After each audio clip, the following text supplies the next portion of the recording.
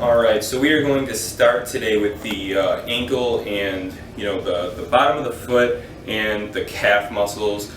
These muscles are integral to your everyday function. You put all of your body weight on this ankle joint, and subsequently those muscles are very active throughout the day, but they get neglected a lot. So if you're not able to take your ankle through the proper range of motion, which is going to be this pulling your foot up or flexion and extending your foot all the way down for extension, then that can potentially lead to some movement dysfunction that will travel up your chain to your knees, affect the positioning of your knees, and also affect the positioning of your hips. So by starting at the bottom and correcting issues we have down here, we're then going to improve the efficiency of everything upstream. So, very simple technique to get started for a lot of people. We have people that are increasingly being diagnosed with plantar fasciitis, which, for those of you who don't know, is just basically a tightening of the connective tissue on the bottom of the foot. So what we're going to do to help release some of that tension is get a solid ball. You can also use a frozen water bottle or a similar object that's relatively dense. Set it on the ground. Take your foot, either barefoot or just in a sock, and slowly apply pressure to the sole of your foot. Now when you're starting out, you just want to move slowly here. And if you find a spot that has more pain or more pressure than another, you can actually just hold it over that spot for up to 30 seconds at a time until you feel that tension release. Okay? It's real simple. Now what this is going to do is help to release the pressure that you feel on the bottom of your feet after you've been standing all day. Basically, imagine that all the muscles come together in the bottom of the foot here, and what happens is they tense up like this. They ball up and they pull everything in. That shortens all these muscles and pulls the ankle into a disadvantageous position. By releasing the tension and expanding, we're going to let the foot come back to its neutral position and allow for a better range of motion, less foot pain, less ankle pain, and potentially less knee and hip pain. Next, we're going to work on the calves. Calves are, again, an area that's usually very tight, especially for women who wear high heels a lot. Anyone that has their heel elevated above their toe, like so, in any of the varying degrees, is going to have an extremely tight calf muscle. So here we would want to start out with a foam roller.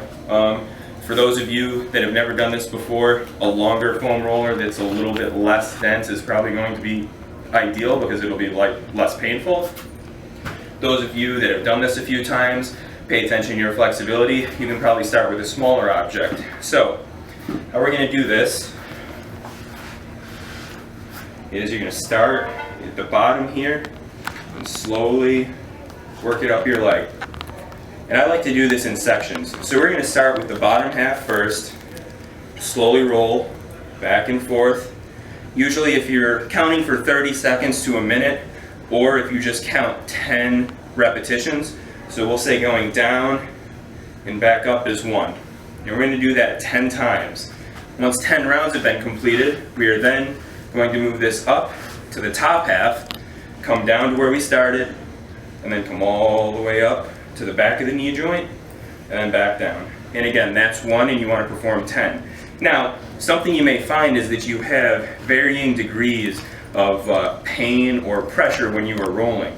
Now again, whenever you find that tight spot, you want to make sure that you spend a little extra time on it.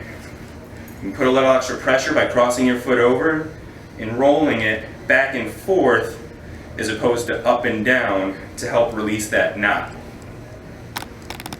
And for those of you that want to get really advanced, when the foam roller no longer seems like it's doing the trick, we can use one of these balls and put a lot more pressure on those muscles and help to release them even further. Again, you want to count for 10 repetitions, whether you're going lengthwise or up and down.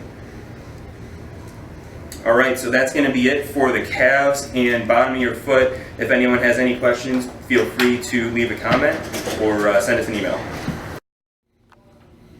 So once we've completed foam rolling, we then want to stretch the muscle out to help return it to that optimal length. So to stretch the calves out, all you're going to do is take that heel, place it into the ground, and point your toes in the air. If you have an object such as the roller, the wall works well, any elevated surface that you can put your toes up on while leaving the heel on the ground is going to be a good object to do this on. Now you want to be sure to keep the knee nice and straight. Try not to bend it because you're not going to get as good of a stretch. You're going to have to keep that leg locked in order to keep that heel on the ground. So you can increase the intensity of this by increasing the angle, or by bending forward and again increasing the angle back here.